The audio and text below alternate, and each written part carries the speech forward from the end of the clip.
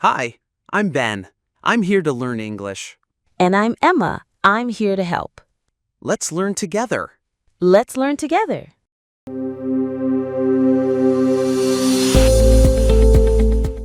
Hey everyone, welcome back to English with Emma and Ben. We're thrilled to have you here for another IELTS speaking practice episode. That's right. And today we're diving into one of the most relevant topics in modern life, the internet. Yes, this one's huge. The internet comes up in IELTS all the time, not only in speaking part 3, but also in writing and listening. It's a topic everyone can talk about, but the key is how to develop your ideas clearly and naturally. Exactly. So in this episode, we'll go through typical IELTS Part 3 questions about the internet. We'll model natural answers, discuss useful vocabulary, and share tips to help you reach a Band 7 or higher. Let's get started. Okay, first question. How has the internet changed the way people live? Oh, in so many ways. The internet has completely transformed communication, work, shopping, and even relationships. For example, people can work remotely now, buy groceries online, or stay in touch with friends across the world instantly. Exactly. I'd add that it's made information more accessible than ever. In the past, we had to go to a library to research something. Now you can learn almost anything from your phone in seconds. Right, and that's a great point to include in IELTS. Talk about accessibility and convenience. You could also use phrases like, the internet has revolutionized our lifestyles, or it's become an essential part of daily life. Here's another common IELTS question. Do you think the internet gives people too much information? I'd say yes, to some extent. While it's amazing to have access to knowledge, the problem is that not all of it is accurate. There's a lot of misinformation online, especially on social media. True. People can easily get confused because anyone can publish content without fact-checking. So we need digital literacy, the ability to evaluate sources critically. Exactly. That's a great advanced term, digital literacy. You could also say the internet is a double-edged sword. It's powerful, but it can be harmful if misused. Nice idiom there. That kind of natural phrase really impresses IELTS examiners. Next question. Has the internet changed the way people communicate with each other? Definitely. These days, most people rely on instant messaging apps like WhatsApp or Telegram instead of phone calls. Communication is faster, but maybe less personal. I agree. People send emojis instead of expressing feelings face to face. It's convenient, but it can reduce emotional connection. That's a key IELTS strategy. Show both sides. You could say something like, on the one hand, the internet allows for instant global communication, but on the other hand, it's made interactions more superficial. Yes, that kind of balanced language shows critical thinking. All right, here's a big one. How has the internet changed education?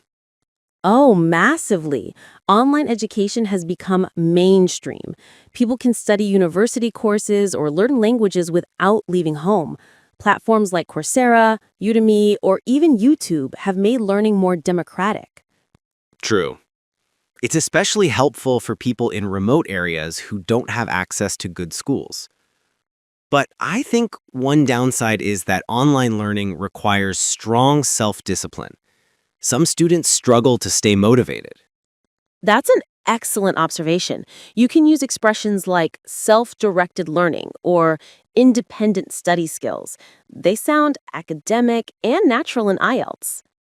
Let's talk about business. How has the internet affected business and employment? Well, it's opened up global opportunities. Small businesses can now sell products internationally through websites or social media.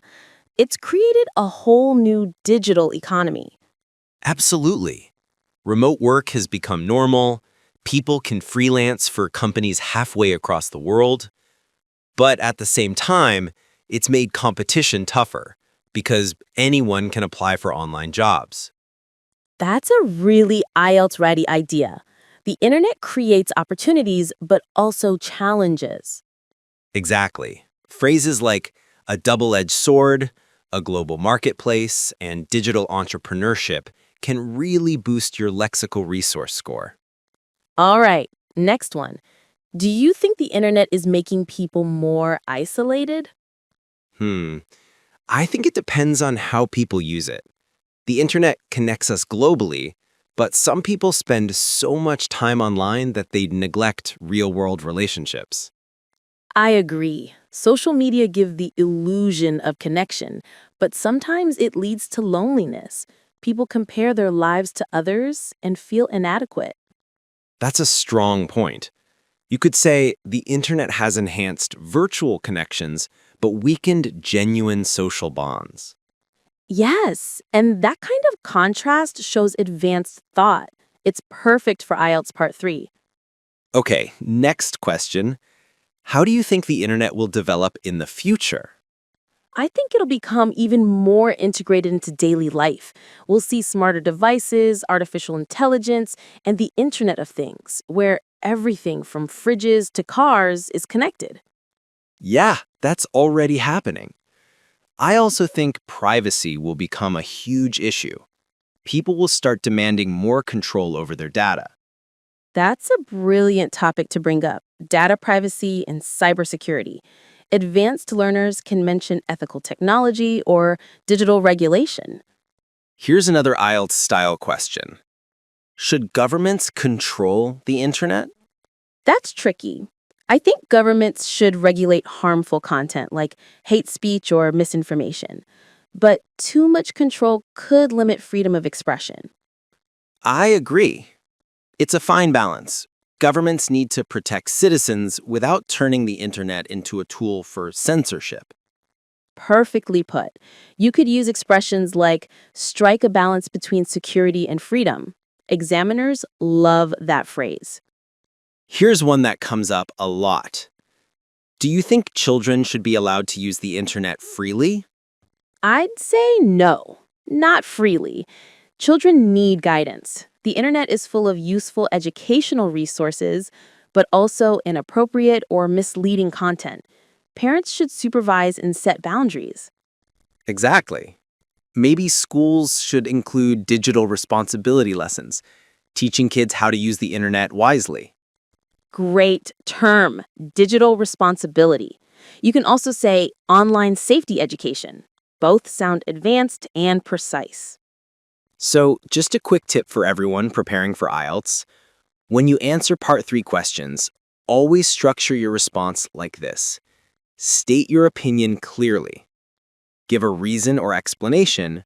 Support it with an example. Exactly. For instance, if the question is the internet good or bad for society? You could say, I believe it's mostly positive because it improves access to information and connects people globally.